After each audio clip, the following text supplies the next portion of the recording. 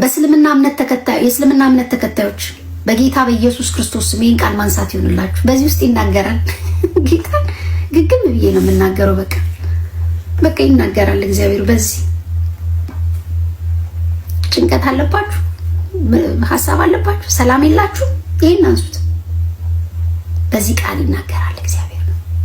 ቅርብ ቀን ነው እኔ እግዚአብሔር ዋት እያልኩኝ ነግሬያችኋለሁ። የሆነ መጽሐፍ አንብቤ ከእስልምና ወደ ክርስትና የመጣ ሰው እንግዲህ ስለምወዳችሁ ነው የምናገረው። የፈለጋችሁትን ማለት ትችላላችሁ፣ ግን በእስልምና ውስጥ ያላችሁ ሰዎች በዚህ ውስጥ እግዚአብሔርን ታገኙታላችሁ። የሰራችሁን እዚህ ውስጥ ታገኙታላችሁ። የመረጣችሁን እዚህ ውስጥ ታገኙታላችሁ። እንደ ፐዝል ብትንትን ያለባችሁን ነገር እዚህ ውስጥ ታገኙታላችሁ። ማን ነው?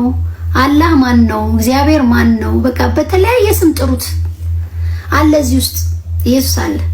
ይሄ ቃል ያለበት ቤት እግዚአብሔር ይገባል። ይሄ ያለበትን ቤት እግዚአብሔር ያከብራል። ይሄን የሚገልጥ ቤት እግዚአብሔር ያከብራል። ይሄን ገልጦ የሚያነብሰው ቤት እግዚአብሔር እግሩ ይበዛል። እኔና አብ እንመጣለን ራት እንበላለን ብሏል። ይሄ ቤት ይሄ የገባበት ቤት ቃሉ ያለበት ቤት የትም እምነት ውስጡ ነው። በጌታ በኢየሱስ ክርስቶስ ስም ይሄን ቃል ማንሳት ይሆንላችሁ። በቃ በኢየሱስ ክርስቶስ ስም ነፍሳችሁ እረፍት ትጣ። ይሄንን እስክታገኙ ድረስ ይሄን እስክታነሱ ድረስ በጌታ በኢየሱስ ክርስቶስ ስም የቃሉ ዘመን ይሁን። የመዝሙር ዘመን ነው። መዝሙር እንሰማለን፣ ስብከት እንሰማለን፣ እውነት ነው። ዛሬ ግን በነፍስ ወከፍ ይሄንን ወረቀት በቃ የምናገላብጥበት ዘመን ይምጣ በጌታ በኢየሱስ ክርስቶስ። በኦርቶዶክስ ያላችሁ የተለያዩ መጽሐፍቶችን የምታነቡ፣ የተለያየ የገድል መጽሐፍቶችን የምታነቡ፣ ገድል ውስጥ እግዚአብሔር የለም። ገድል ውስጥ ታሪክ ነው ያለው። እዚህ ውስጥ እግዚአብሔር አለ፣ ልጁ ኢየሱስ አለ፣ ያፈቀራችሁ አለ፣ የወደዳችሁ አለ፣ እግዚአብሔር አለ፣ እዚህ ውስጥ አለ። እግዚአብሔር ምስክሬ ነው። ይሄን እያነበባችሁ ራሱን አይሰውርም። እግዚአብሔር ከቃሉ በስተጀርባ የሚሰራ አምላክ ነው።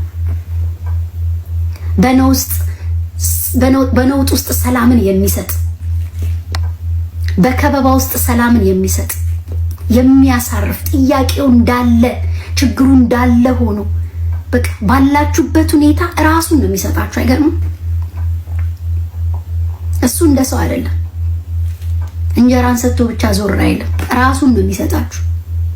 እግዚአብሔር ምስክሬ ነው። ዘፍጥረት ብላችሁ ጀምሩ። በኦርቶዶክስ እምነት ያላችሁ፣ በካቶሊክ ያላችሁ፣ በቃ በተሐድሶ ያላችሁ